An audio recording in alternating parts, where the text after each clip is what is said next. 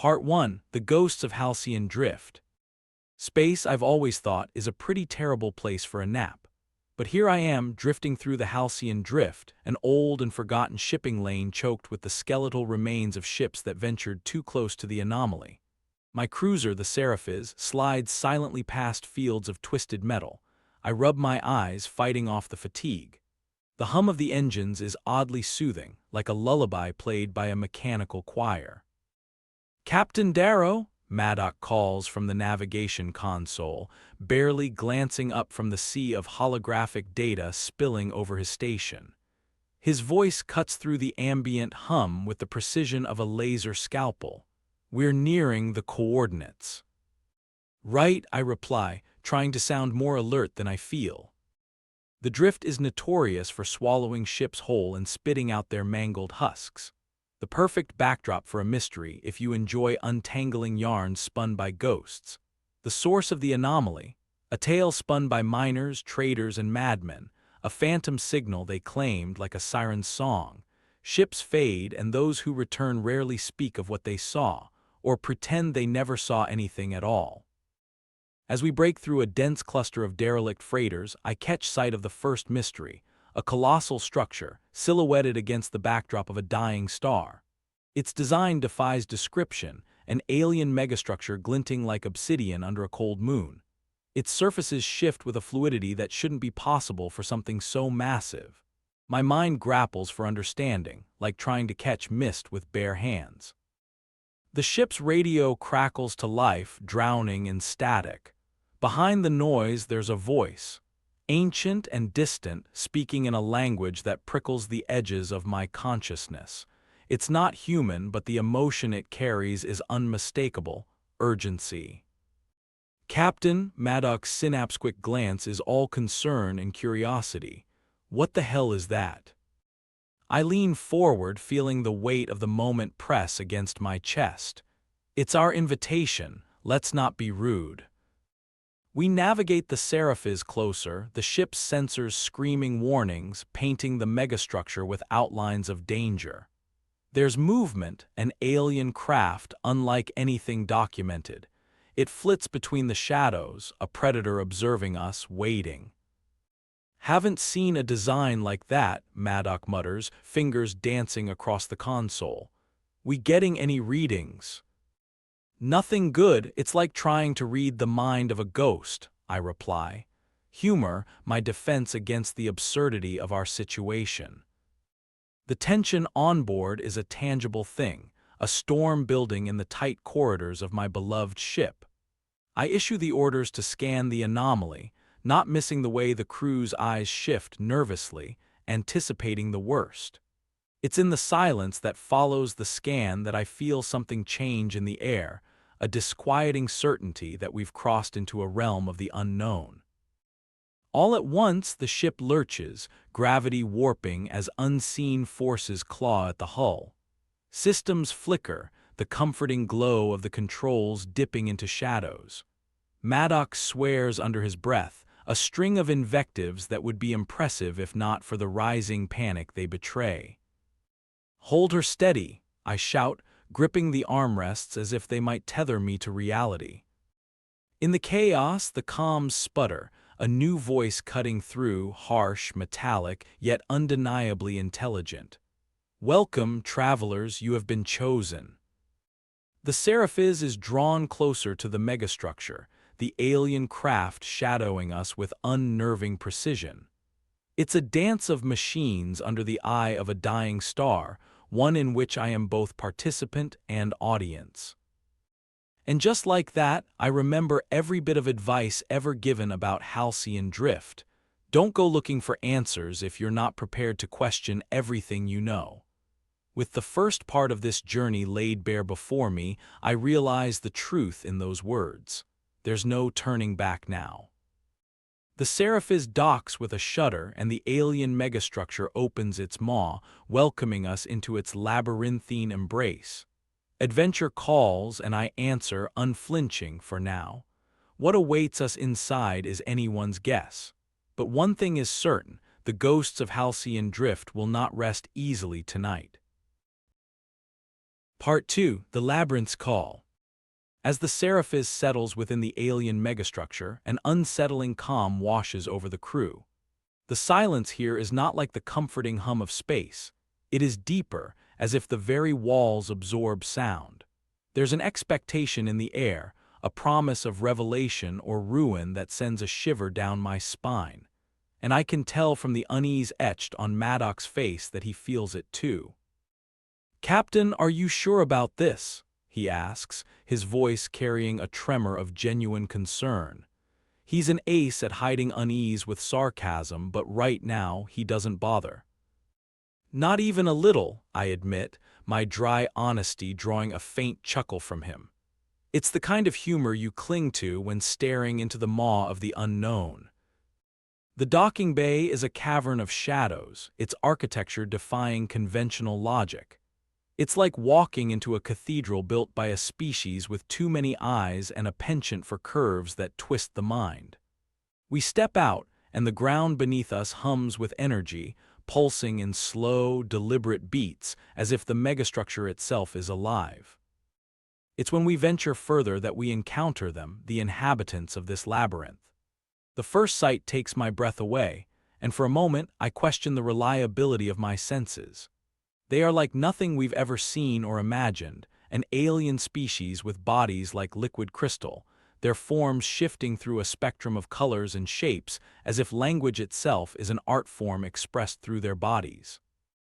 One of them approaches, its surface flickering with hues I've never seen before. It stops, and a sensation washes over me, an impression more than a voice. It's communicating, inviting us deeper. "What do you think they want?" Maddox asks, eyes wide with a mixture of awe and apprehension. "We're about to find out," I reply, moving forward with cautious determination. The crew follows, a ragtag band of explorers in a realm designed by dreams or nightmares, maybe both. The passageways shift around us, directing our path with a gentle insistence. It's a test, I realize, a maze that responds to our presence. We pass rooms filled with ancient technology, consoles humming with purpose beyond our understanding. My fingers itch with the desire to touch, to know, but instinct warns against it. Halfway through our journey, the structure trembles. A low rumble echoes through the halls, a warning reverberating through the bones of this alien cathedral. We quicken our pace, a prickling sense of urgency urging us onward. We burst into a vast chamber where the ceiling stretches into infinity, dotted with glowing symbols that dance like stars. The crystalline beings surround a central platform, their forms shimmering with anticipation. And there it is, the source of the phantom signal, a pulsating orb of light suspended above the platform. It radiates energy, an aura of age and knowledge that is both welcoming and forbidding. "Captain, this is incredible," Maddox breathes, his eyes reflecting the orb's light with a childlike wonder. "This is what the drift was hiding all along." Before I can respond, a ripple of movement catches my attention. One of our crew, Ensign Kari, steps forward, transfixed by the orb. Her expression is one of enlightenment and fear, a cocktail I've seen before in soldiers lost to the throes of battle. "Kari, wait," I call, but it's like my voice is swallowed by the immensity of this place. She reaches out, fingers brushing the orb. A surge of energy crackles through the air and she staggers back, eyes wide with shock. In that instant, I see the consequence of our curiosity and it chills me to the core. As Kari falls, a voice, clearer and more resonant than before, fills the chamber. It's an ancient language that transcends words, yet I understand it in the marrow of my being. The balance must be restored. The crystalline beings shift, their forms darkening. There's a tension now, a realization that we've inadvertently set something in motion. The labyrinth is no longer just a puzzle, it's a mechanism, and we are the gears it has set into motion. We retreat, urgency spurring us back through the twisting corridors. Behind us, the structure begins to tremble once more, the beginnings of a chain reaction we can barely comprehend. We reach the Seraphis, the docking bay now filled with a thrumming energy that vibrates through every bolt and beam. The alien craft that shadowed us fires engines, launching into the void with a grace that speaks of desperation. As we power up the Seraphis, I can't help but glance back at the megastructure.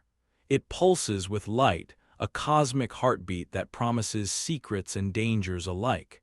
We've opened a door to something vast and unpredictable, and it's only just begun. With a final shudder, we break free from the docking bay, the vastness of the drift swallowing us once more. The realization hits me we're not merely escaping, we're carrying something with us, a truth that will reshape everything.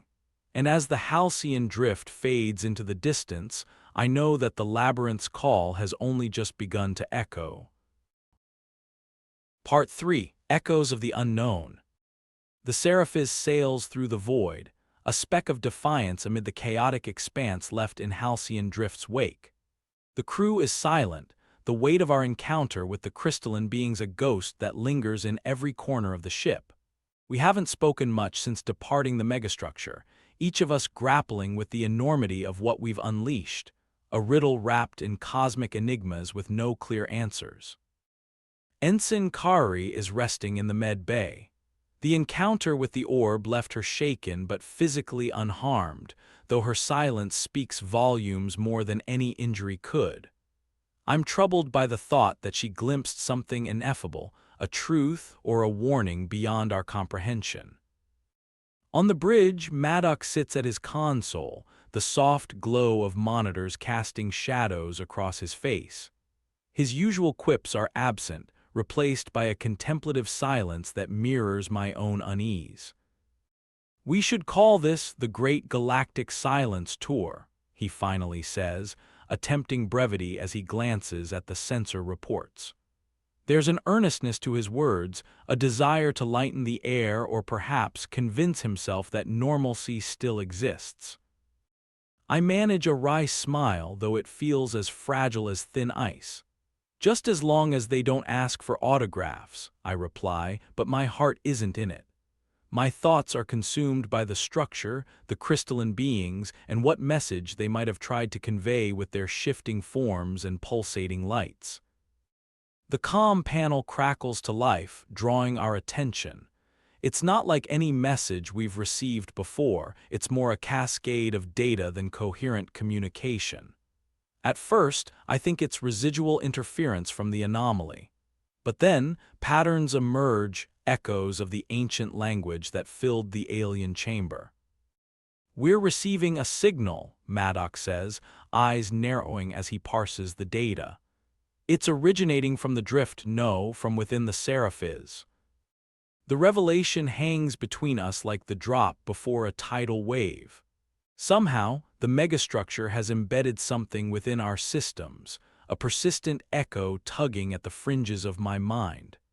I feel it now, a subtle undercurrent of thought that doesn't belong to me, yet resonates with a familiarity that defies logic. I take a breath, steadying my resolve. "Let's see what it wants," I say, gesturing for Maddox to decode the signal. With deft fingers, he manipulates the console, coaxing the information into coherence. The holographic display flares to life, projecting a sequence of images and symbols that swirl like a cosmic dance.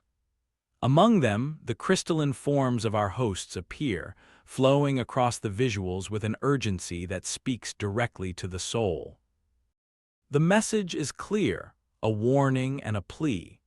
They show us worlds consumed by chaos, civilizations crumbling under the weight of a force that transcends even their advanced understanding. It's not just an invitation we received, it's a call to arms against an encroaching darkness. "What are we supposed to do with this?" Maddox asks, a note of incredulity creeping into his voice. "We're barely a blip in the universe compared to whatever's coming." We have to try, I reply, my voice steady with newfound conviction.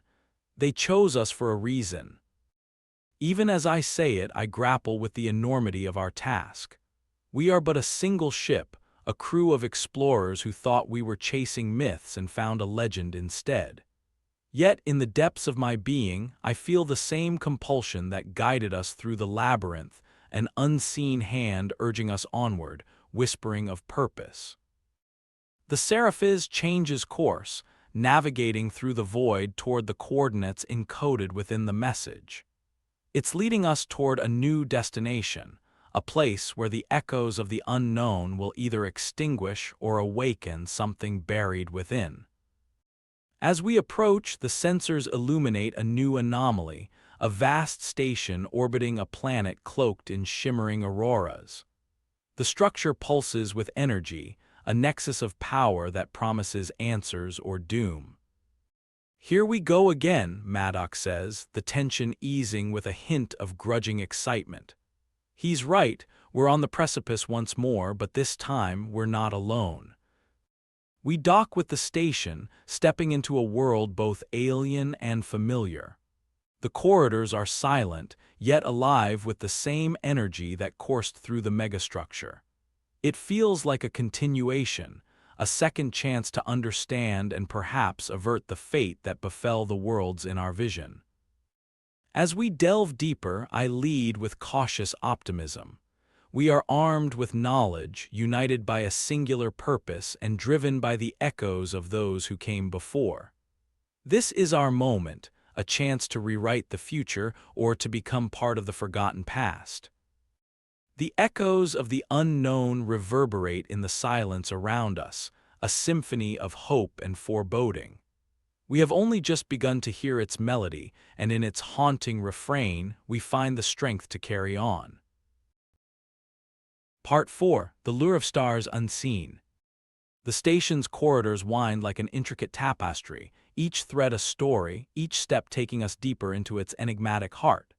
The air is charged with an energy that seems to breathe with us, a living entity woven into the architecture. It's a place suspended between realities, where the fabric of the known universe bends and warps. My intuition tells me we're approaching something crucial, a fulcrum where fate tilts precariously. Maddox and I lead the way, our footsteps echoing softly as we navigate through the labyrinthine passages. Kari, recovered from her encounter, moves alongside us, her presence a silent testament to resilience. Her eyes are sharp, scanning for details we might miss, her mind no doubt turning over the puzzle we've found ourselves in. Ahead, the corridor opens into a vast chamber, its walls adorned with shimmering scripts and shifting patterns. At its center stands a pedestal, upon which rests an artifact that defies description. It shimmers with a light all its own, casting an ethereal glow that dances across the walls. It feels ancient, yet vibrantly alive, like a heartbeat pulsing through the station. "What is it?" Kari asks, her voice a hushed whisper as if she fears disturbing the sanctity of the space. "An invitation, maybe," I suggest, though even I'm unsure. Or a warning. Maddox approaches the pedestal with cautious curiosity, his hand hovering above the artifact. There's a magnetic pull about it, a siren's allure that tugs at the mind. He pauses, momentarily mesmerized, before shaking himself free of its grip. "Feels like it's talking to me," he murmurs, stepping back with a thoughtful frown. "Like it's asking what we truly want." The chamber hums, a resonance echoing the unasked question. I feel it too, a question poised on the tip of universal understanding, demanding an answer we haven't yet found. It's the crossroads of our journey, a place where choices made will ripple through time and space.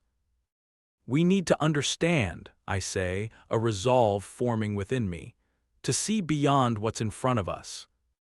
With careful precision, I reach out, my fingers brushing the surface of the artifact.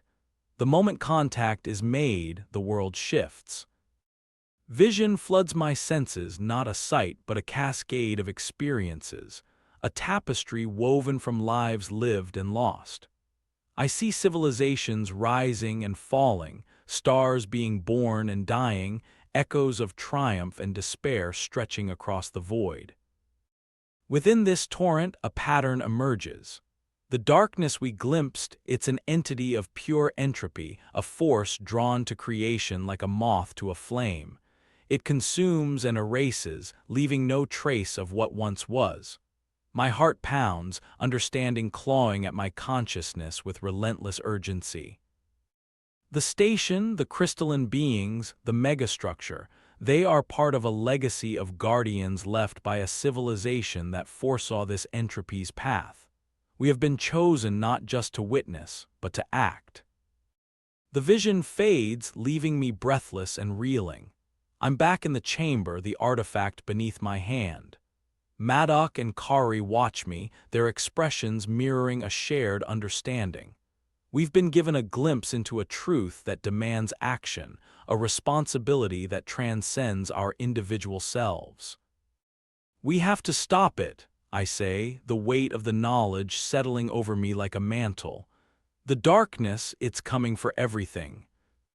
And we're supposed to be the ones to stand in its way, Maddock asks, skepticism mingling with a flicker of hope.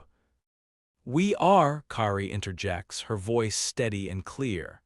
If not us, then who? We have the means to warn others, to unite them. The resolve in her words is contagious, spreading through me like wildfire. We have become more than explorers. We are now the torchbearers in a battle against oblivion. The station has shown us what's at stake, and the path forward is ours to tread. With renewed purpose, we make our way back to the Seraphis. Each step taken in unison, a declaration of defiance against the encroaching dark. The corridors no longer feel hostile, they guide us with a gentle assurance, the station's own voice urging us onward. We launch into the stars once more, the Seraphis humming with a new energy. The universe stretches before us, vast and filled with both danger and hope. There are messages to send, alliances to forge, and a force of entropy to confront. As we venture into the unknown, the lure of stars unseen calls to us. It promises challenges and revelations we can scarcely imagine, yet we are ready. For the first time, the echoes of our journey harmonize into a melody of purpose, one that will guide us as we carve our place in the cosmic order. Whatever awaits, we will face it together, bound by the experiences that have shaped us and the future we have chosen to protect. Part 5. Into the Maelstrom. The Seraphis cuts through the fabric of space, its hull aglow with the reflections of distant stars. We've moved beyond the ordinary lanes, venturing into a sector long abandoned, rumored to be haunted by the whispers of the void. There's a tension between us now, a shared understanding of the stakes, a silent agreement that we've undertaken a task far greater than any of us anticipated. On the bridge, the atmosphere is electric. Maddock sits at the helm, his usual levity replaced by a focus sharpened to a dagger's edge. Kari stands beside the tactical console, her gaze fixed on the scanners, searching for any sign of the encroaching darkness. The air is heavy with anticipation and the subtle hum of the ship systems, like a chorus murmuring of challenges yet to come. Our destination looms ahead, a swirling mass known only as the Maelstrom, a galactic storm of chaotic energy that pulses with the same rhythm as the artifact back on the station. It is both barrier and beacon, a place where reality frays and the veil between dimensions wears thin. Entering Anomaly Field, Maddock announces, his voice steady but layered with an undercurrent of awe. The Seraphis shudders as we breach the storm's periphery, turbulence rocking the vessel with a ferocity that demands every ounce of skill to navigate. Static dances across the comms, a cacophony of voices overlapping one another, some alien, others achingly familiar. We've tapped into a frequency beyond our comprehension, a crossroads of communication where time and space coil into a singularity of sound. "Captain, I'm picking up something," Kari reports, her voice tight with concentration. "A signal buried beneath the interference. It's a distress call." A chill trickles down my spine, a mingling of dread and curiosity. Why here, of all places? What desperate message could survive in this maelstrom of chaos? "Can you isolate it?" I ask, knowing full well the challenges she faces. "I'm trying," she replies, her fingers dancing over the console. Each keystroke is a prayer for clarity amid the chaos. As the Seraphis dips deeper into the storm, the ship's systems flicker, lights dimming as if the storm itself reaches out with ethereal fingers. I take a breath, anchoring my thoughts to the moment, to the task at hand. This place demands more than expertise. It requires an understanding that borders on instinct. Holding her steady, Maddox grits out, wrestling with the controls. The ship bucks and sways like an ancient sailor battling a tempest at sea. Finally, the signal resolves, clarity piercing the veil. It's a voice, distorted but undeniably human. It speaks of coordinates, of a warning code that triggers a flood of memories.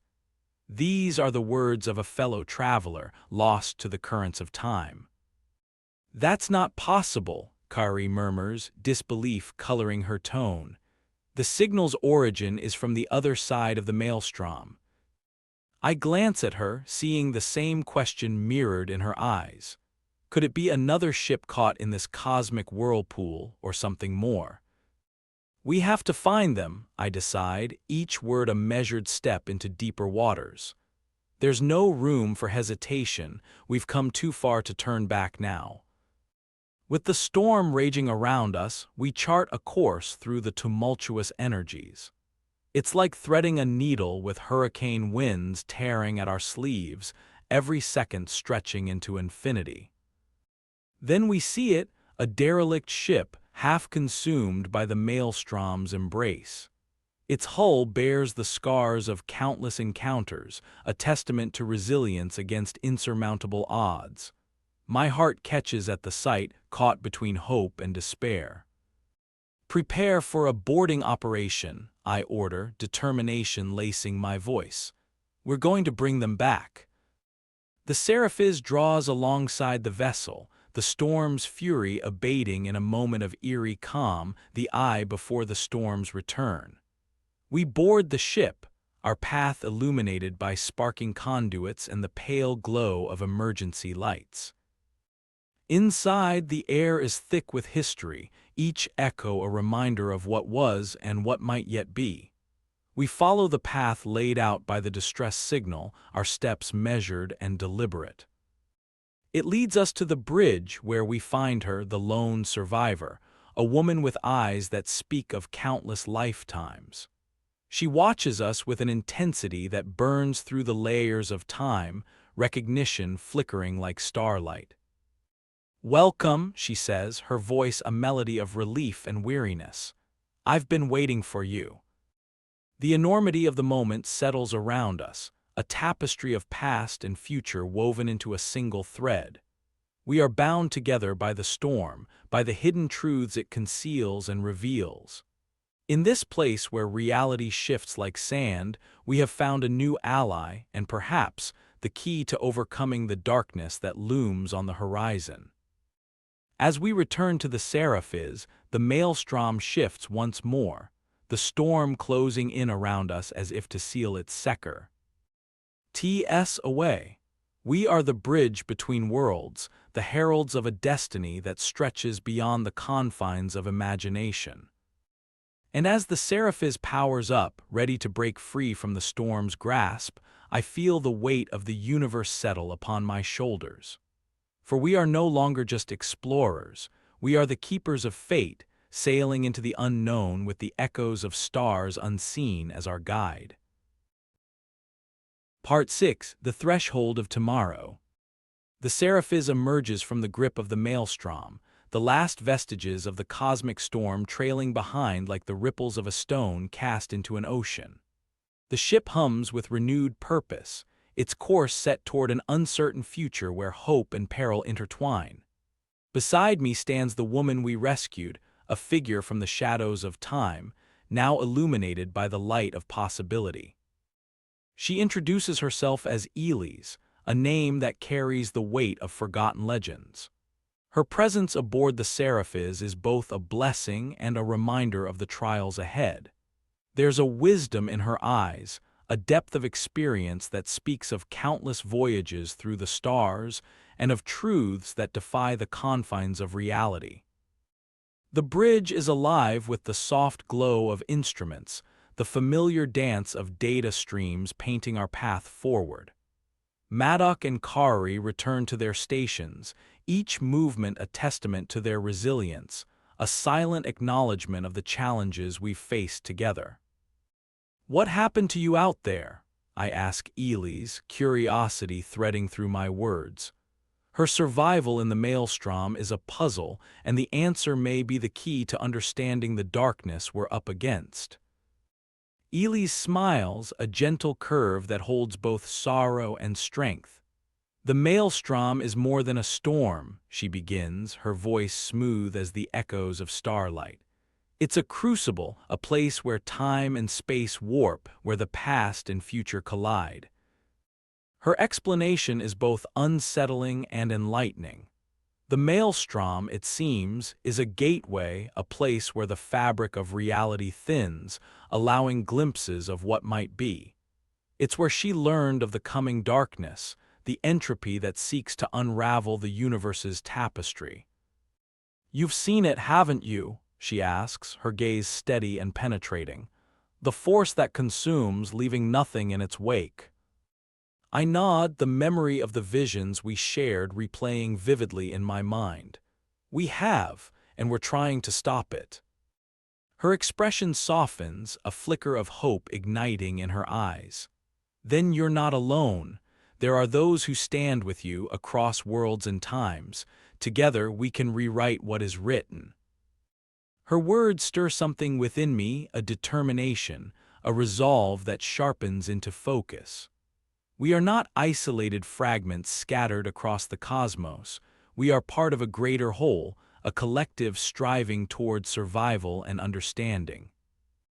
As Elise integrates with the crew, her knowledge and insights become invaluable. She shares tales of distant worlds and civilizations long vanished, of alliances forged in the fires of necessity. Each story is a thread in the tapestry, weaving connections that span the stars. Under her guidance, we chart a course toward a distant system known as Solstice, a place rumored to harbor remnants of advanced technology capable of countering the encroaching darkness. It's a calculated risk, an expedition into the heart of the unknown with the hope of finding a solution to our plight.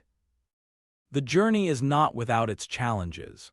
As we approach Solstice, the sensors detect an anomaly, a shadow that moves through the void with purpose.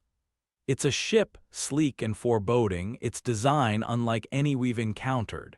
It patrols the system with the persistence of a sentry, its intentions shrouded in mystery. "Whoever they are, they're not here for sightseeing," Maddock remarks, his tone laced with caution as he analyzes the data. "The ship's presence complicates our mission, a potential threat that demands careful navigation." "We need to get a closer look," I decide, weighing the risks against the necessity of our task. Elise nods in agreement, her expression thoughtful as she processes the possibilities. Our approach is cautious, the Seraphis moving with the precision of a predator stalking its prey. The unknown ship looms larger, its silhouette stark against the backdrop of stars. It's a formidable presence, a harbinger of the challenges we face in our quest to safeguard the future. As we draw near, a transmission crackles through the comms, a direct signal from the mysterious vessel. Its voice is synthesized, devoid of emotion yet imbued with authority. "Identify yourselves," it demands, the words echoing across the bridge with the weight of a commandment. I exchange a glance with Elise and Maddock, a silent consensus forming between us. We have entered the threshold of tomorrow, and the choices we make now will shape the path ahead. This is Captain Darrow of the Seraphis, I reply, my voice steady and clear. We come in peace, seeking knowledge. The pause that follows is pregnant with possibility, a moment stretched thin by anticipation. Then, the response comes not with hostility, but with an invitation. Prepare for docking, we have much to discuss. With a mixture of apprehension and anticipation, we follow the instructions, the Seraphis aligning with the alien craft. As the docking sequence initiates, I feel the weight of universe settle once more, a reminder that every step we take is one of courage and consequence. We stand on the precipice of discovery, ready to face whatever trials await in the uncharted realm of Solstice. The threshold beckons, and we step forward, united in purpose, guided by the unseen stars, and resolved to chart the course of a future yet unwritten. Part 7. Convergence of Shadows. The alien vessel's docking bay looms before us, a cavernous maw of shadows and light. As the Seraphis slips into its embrace, I feel a thrill of anticipation mingled with trepidation. This is a new frontier, a meeting of paths that promises revelation or peril. Inside the docking bay, the air is charged with the hum of alien technology, a symphony of sounds foreign yet strangely harmonious. Elise walks beside me, her bearing regal and composed, while Maddock and Kari flank us, their expressions a blend of curiosity and readiness. We are met by an envoy, their form humanoid but distinctly other, clad in armor that shifts with metallic hues. Their eyes glimmer with an intelligence that speaks of ages past, and their presence commands attention. "Welcome," the envoy intones, their voice a resonant melody. "I am Aaron of the conquered guardians of this sector." Elise nods in recognition, her gaze steady. "The conquered, I have heard tales of your vigilance." Aaron inclines their head, a gesture of acknowledgement. "And we of yours, Elise, your presence here is timely. The solstice holds secrets vital to the survival of many." As we follow Aaron through the vessel, the corridors pulse with energy, conduits carrying lifeblood to every corner. It's a testament to the advanced technology of the conquered, a blend of elegance and power that commands both respect and intrigue. Our destination is a chamber filled with holographic displays, each one a window into the vastness of the universe. It's a library of knowledge, a repository of the conquered's accumulated wisdom. Aaron gestures to a central console. "We share this with you in the hope that together we can avert the peril that approaches." The console flares to life, projecting a star map marked by nodes of light, each representing a point of interest or danger. Among them, a singular anomaly burns brightly, its path weaving through systems and stars like a serpent through the grass. "The entropy you face," Aaron explains, their gaze sweeping across the map. "It is drawn to points of convergence where energy and matter collide. Solstice is such a place, a nexus of potential." Elise steps forward, her eyes narrowing in thought. "But the darkness can be contained." Aaron's response is measured, their expression one of contemplation. "It can, with the right catalyst. The question is whether we possess the will to do so." The challenge is issued, a gauntlet thrown at the feet of fate. It's clear that the conquered has been preparing for this moment, but even they acknowledge the burden is not theirs alone to bear. As we delve deeper into the data, a plan takes shape. It's a bold gambit, a strategy that involves harnessing the energies of Solstice itself to create a barrier, a shield against the consuming force. It will require precision and collaboration on a scale previously unseen. The magnitude of the task weighs heavily, yet the crew of the Seraphis remains undaunted. We are bound by a collective resolve, each of us a thread in the tapestry of this unfolding narrative. The preparations begin in earnest, simulations run, calculations refined, every detail scrutinized and debated. There's a unity of purpose that transcends differences, a shared vision of what might be wrought from the chaos. In quieter moments, I find myself reflecting on the journey that brought us here. The echoes of Halcyon Drift, the labyrinthine message from the crystalline beings, the maelstrom's tumultuous revelations, each a step in a dance of destiny that led us to this convergence. Captain Maddock interrupts my thoughts, his expression resolute.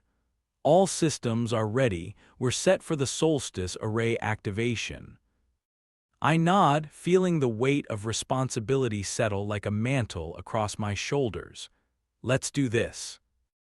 Together, we make our way to the command deck, the Concord's crew joining forces with ours in a seamless symphony of cooperation. The moment has come to determine whether we can rise to the challenge and shape the future we've glimpsed. With Aaron and Elise at my side, I give the signal. The array hums to life, a resonant crescendo that fills the chamber with light and sound, a beacon of hope in the vast expanse. Outside, the void responds, ripples of energy converging upon solstice, knitting a tapestry of defense against the encroaching darkness. It's a sight of breathtaking beauty and power, a testament to the potential of unity. As the process unfolds, I catch a glimpse of Elise, her gaze fixed upon the display with an intensity that speaks of both hope and determination. In her eyes, I see the spirit of countless generations, each one a link in the chain that binds us to the stars. The barrier takes form, a luminous shield that shimmers across the system, warding off the shadows and standing as a bulwark against entropy. But even as the immediate threat subsides, I know our journey is far from over. The universe remains a vast, unpredictable realm, filled with mysteries and challenges yet to be discovered. As we stand together, watching the culmination of our efforts, I feel a profound sense of unity. A realization that we are not mere travelers through the cosmos, but custodians of its future. With the solstice secured, we set our sights on the horizon, ready to face whatever awaits beyond the threshold. For we are the guardians of tomorrow, and the stars hold secrets that beckon us ever onward. Part 8. The Waking Void. In the quiet aftermath of our triumph at solstice, a strange stillness settles over the Seraphis. The cosmic barrier hums as a testament to our collective effort, yet beneath the veneer of success lies an undercurrent of restlessness, the kind that takes root in the soul when the rush of battle fades and the mind turns inward. We leave solstice behind, the system now a beacon of hope amid the vast darkness, our ship slipping once more into the embrace of space. Elise remains a steadfast presence, her knowledge and wisdom weaving a stabilizing force amid the uncertainty that lingers like a shadow. On the bridge, the air is filled with the soft cadence of routine, the whisper of consoles, and the steady rhythm of systems purring in harmony. It's a moment of tranquility, yet one that feels borrowed, like a breath held before the plunge. Captain Maddock calls from his station, his voice punctuating the quiet, picking up something unusual on the long-range scanners. I approach, my curiosity piqued. Unusual how? Distortion, he replies, his brow furrowing as he interprets the data. A rippling effect like the wake of a ship, but there's no vessel. Elise steps forward, her interest keen. It could be a remnant of the entropy's passage, a bruise on the fabric of space. Her words hang in the air, resonating with possibility. Could this distortion be a clue, a thread leading us toward a deeper understanding of the threat we face? Set a course, I decide, the sense of purpose sharpening into focus once more. We need to investigate. As we alter our trajectory, the Seraphis glides through the blackness, each star a silent witness to our journey. The distortion lies ahead, an unseen ripple in the cosmic tapestry, and the closer we get, the more the ship vibrates with anticipation. We reach the coordinates, the distortion manifesting as a shimmering veil across the viewport. It pulses with an energy that defies classification, a cosmic bruise indeed, and yet, it feels alive, aware of our presence. Open a channel, I instruct. Let's see if it'll talk to us. With a flick of a switch, Maddox complies, sending a resonant pulse through the void. The response is immediate and unexpected. The veil shudders, parting to reveal a swirling vortex. It's as if the universe itself is blinking, revealing a glimpse of something beyond. Captain, Kari warns, her voice laced with caution. That doesn't look stable. I nod, understanding the implicit risk, yet feeling the allure of the unknown tugging at my mind. Prepare for entry, we're going in. The Seraphis moves forward, cutting through the veil as it warps around us, enveloping the ship in a tapestry of light and sound. It's a maelstrom of sensation, a kaleidoscope of reality folding in upon itself. And then, just as abruptly, the chaos subsides. We find ourselves in a realm unlike anything we've encountered, a place where stars drift like embers suspended in an eternal void, each one a flickering promise of potential. Where are we? Maddox whispers, his awe mirroring my own. It's like we've stepped into the space between spaces, Elise answers, her gaze sweeping across the expanse. A liminal realm. We navigate carefully, the Seraphis weaving through constellations that never were, in search of answers that might piece together the puzzle of the entropy and its enigmatic nature. Then, amid the stardust, we find it, a structure at the heart of this void, its design both alien and familiar, echoing the architecture of the conquered yet imbued with a sense of timelessness. We dock with the structure, stepping into a world bathed in a soft luminescence, corridors lined with symbols that pulse with the heartbeat of the cosmos. It's a sanctuary of sorts, a refuge from the chaos beyond. Within its walls, we uncover a cache of knowledge, ancient records, projections of history and futures yet to be. It's a trove of insight, and as we delve deeper, a narrative emerges, one that transcends the individual and speaks of a greater cosmic cycle. The entropy, we learn, is but a phase, a necessary part of creation's dance. It's a force of balance, a reminder that even in destruction there is rebirth. This revelation shifts something within each of us, a new understanding of our place in the universe's grand tapestry. We are not merely fighting against the dark. We are part of the endless cycle, custodians of the light that must eventually pass into shadow. As we prepare to leave this sanctuary, I feel a sense of peace, a quiet acceptance of the duality that defines existence. We have become more than explorers, we are the bridge between what is and what might be. The Seraphis departs the liminal realm, returning to the stars with a renewed sense of purpose. We carry with us the echoes of ancient wisdom, the knowledge that even in the void there is light. Together we chart a course for the future, guided by the star. Unseen and the promise of endless horizons. For in the end, it is the journey, the quest for understanding and connection that truly defines us. And this journey is far from over. Part 9. The Confluence of Time. The Seraphis glides through the depths of space, leaving behind the liminal realm with its revelations and mysteries. We are bound for a new destination, the confluence, a cosmic nexus where the threads of time and reality intertwine like strands of a celestial tapestry.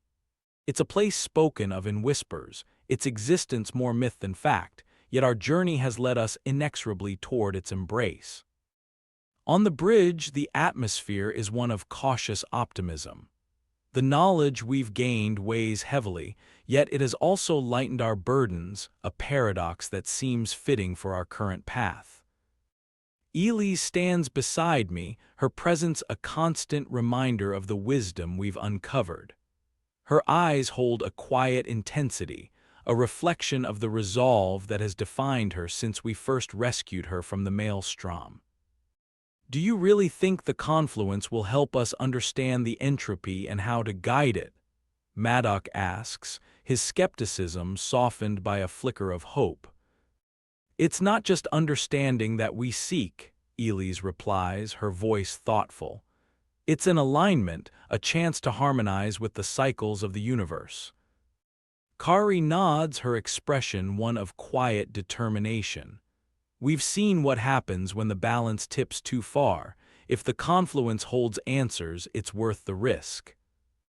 The journey to the confluence is not without its challenges.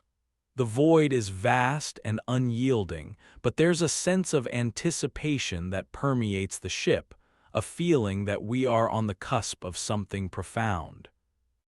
As we draw closer, the fabric of space itself seems to shimmer, the stars arranging themselves into patterns that defy logic and reason. It's as if the universe is guiding us, a celestial map unfolding before our eyes. When the confluence finally comes into view, it is both awe-inspiring and humbling. It is a web of light and shadow, a dance of energies that pulse in rhythmic harmony. It is a place where the past and future converge, a gateway to realms unseen. Prepare for entry, I instruct, my voice carrying the weight of the moment. We're stepping into a space beyond time.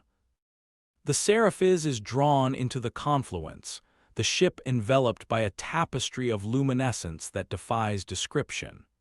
It is a place where reality bends, where the boundaries of existence blur and blend into the infinite.